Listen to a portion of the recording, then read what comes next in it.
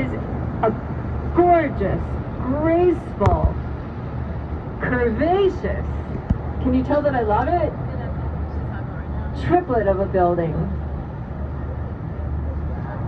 Much taller than the buildings around it.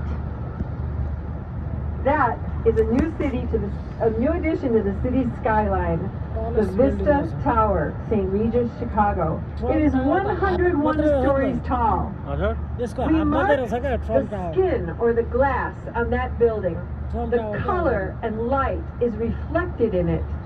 Architects work with their environment.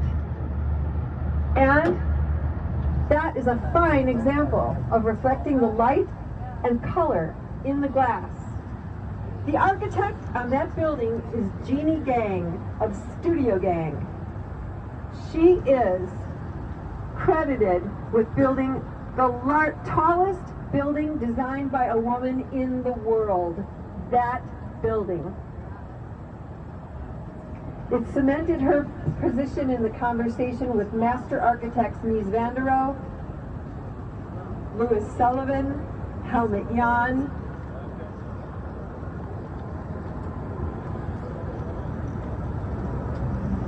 Hello, sir. Straight out in front of us is another building making excellent use of reflective glass, playing off the watercolor and light. The building has 5 letters on it, standing 2 floors tall, TRUMP, and it is the Trump Tower.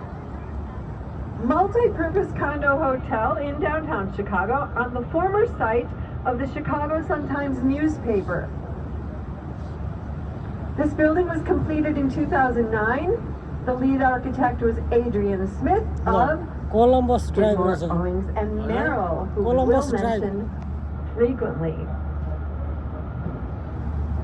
It stands an impressive 1,388 feet tall, but is not the tallest building in the city. Immediately to the right, you see a gorgeous white terracotta building with a clock tower on it. That is the Wrigley Building, named for the chewing gum family, Wrigley Chewing Gum.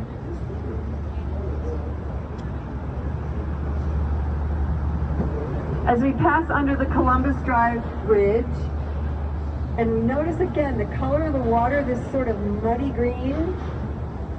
On St. Patrick's Day, the color of the water changes to a color not found in nature when the river gets dyed by the Plumbers Union to celebrate St. Patrick's Day. Here you have a better view of the Wrigley Building. If you let your eye wander from the bottom of the building up, the building is entirely dressed in glazed terracotta, which gets lighter and lighter as it reaches the top of the tower. And that's intentional. It's a kind of trompe-l'oeil, which fools your eye into thinking that the building is taller than it is.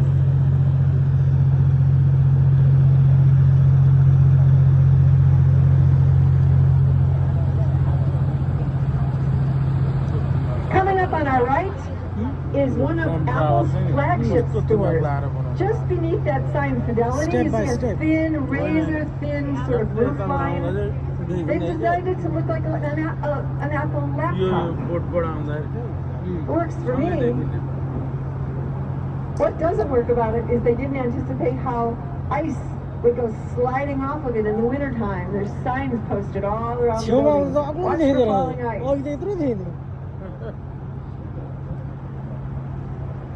The bridge in front of us is Michigan Avenue Bridge, also been renamed recently DuSable Bridge.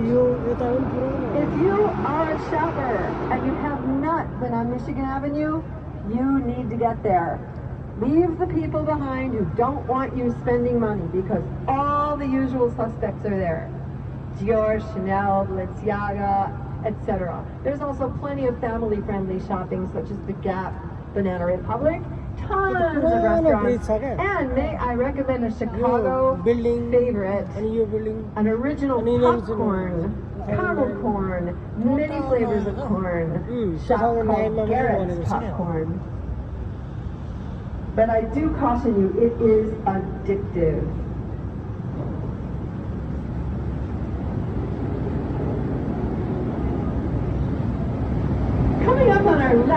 see a very ornate, beautiful beige building with 4 corners of cupolas on our left at about 10 o'clock. Dome top, very regal, magnificent building. This is the jeweler's building. The jeweler's building is reputed to have had a club in the top, in that dome, run by Al Capone. I cannot confirm or deny, I wasn't there. But that building also had, as it was a jeweler's building, you built a car elevator. You could drive in from the street level and go up 14 flights in your car. Now, whether Capone had anything to do with that, like that was for some nefarious use of his, or if it was to protect delivery and transport of jewels, I don't know. On our right, you see this black rectangular building, nearly completely steel and glass. That is a fine classic example of a Mies van der Rohe. Steel and glass. He worked in steel and glass and nearly no other material. With his approach to design, less is more.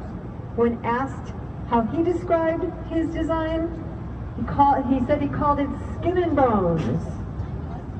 Skin is often used as the word to describe the external facade of a building. If these twin towers on the right look familiar, they should. This is Marina City. They are considered a locator in film and television production. Same as when you're watching a movie or television series and you see the Eiffel Tower, you know you're in Paris. Marina City, these twin towers do that for Chicago. You may be a Steve McQueen fan, and you could remember a movie he did in 1980, The Hunter. He drove a green Pontiac Grand Prix off the garage parking into the, he didn't do it. I shouldn't say he did it. Of course, it was a stunt driver. You don't risk the life of a star, of course. But that car was driven off the garage into the river.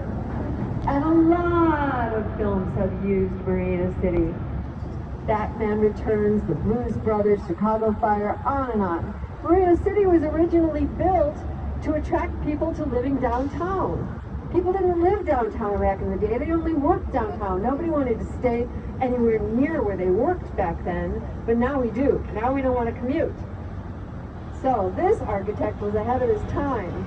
Architect Bertrand Goldberg, who was quoted as saying, "I don't see any angles in nature and you're not going to see them in my work."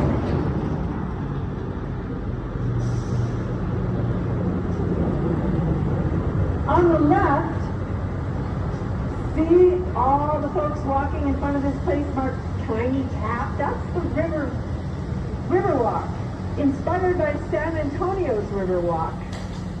It allows pedestrians to walk all the way from the lakefront to Lake Street. Built at a cost of $100 million, the Riverwalk includes a lot of attractions, such as, look on the right side, a gorgeous restaurant called RPM Seafood. Restaurants, bars, parks. It's really a very enjoyable walk to take. I recommend it. Between the bridges, all those spaces are called rooms, and just like rooms in your house, they feature various things such as restaurants or bars.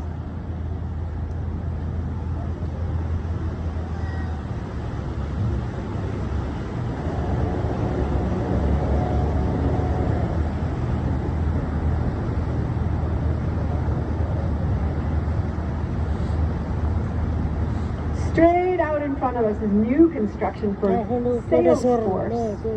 Again, the architect choosing to work with reflective glass. The skin is almost entirely free of anything but this gorgeous reflective glass.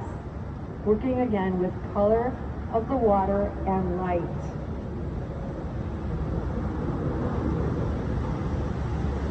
The bridge we're coming up to in front of us right now, the Wells Street Bridge, as you can see, is a double-decker bridge. The upper level has the tracks for the CTA, the Chicago Transit Authority. That train is circling around the loop of the main central business district of the city, called the Loop. That district itself, it's called the Loop. It is a fun way to visit central downtown Chicago. Get a sandwich, pay the $2.50, and pretend you're on a tour train. I do it when I visit other cities. I think it's a very good way to get around, practically speaking, but also it's a pleasure to be just that close to the buildings. This building on the right, arguably one of the most exciting buildings in the city, in the history of the city.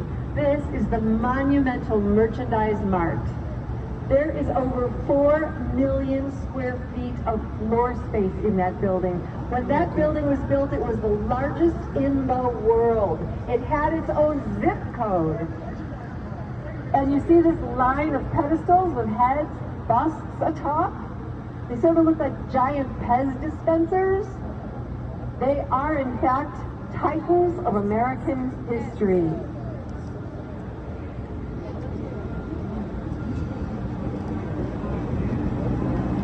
We're coming up to what is called Wolf Point.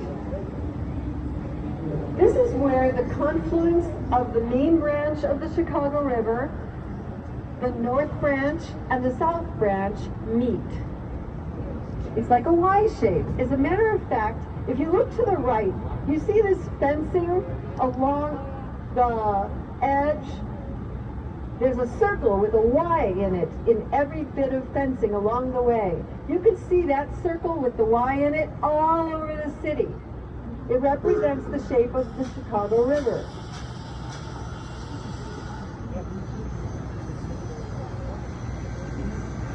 Wolf Point is significant to the history of the city. At this point, the river is where you found the first hotel, church, pharmacy, and saloon, all in this bend of the river.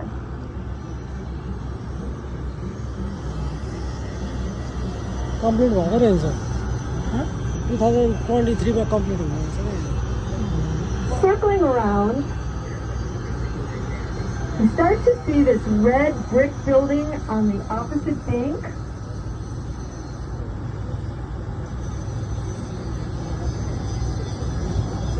That is Fulton House. It was built in 1898 by Frank Abbott, initially used as a warehouse. This red bricks, not very tall, but tall for its era, which was 1907. I'm sorry, it was built in 1898. In 1907, yes. It was converted to cold storage for Chicago's considerable meatpacking industry. The largest meat, I can only think of the French word, the abattoir. The Union Stockyards, thank you, Captain Matt. The Union Stockyards was the largest center for meat production in the country.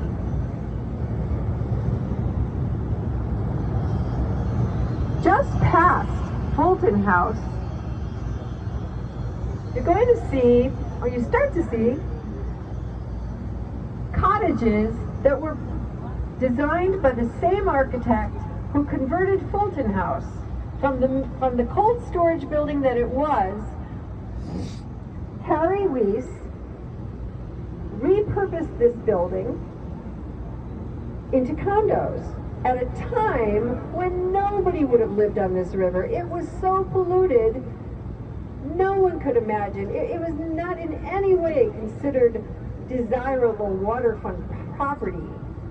Neither were those cottages we're coming up on next to Harry's repurposed Fulton House. Those wildly, animatedly, nautically detailed cottages were conceived and designed and constructed while the river was polluted. Unimaginable that people would want to live here. Well, guess what? Harry Weiss had the last laugh because one of those cottages is currently listed on the market for $2.4 million. Harry was ahead of his time. Here at the Kinsey Street Bridge is the site of what is known as the Great Chicago Flood. Construction crews were replacing pilings, like you see here on the right. You see these pilings wrapped in chains.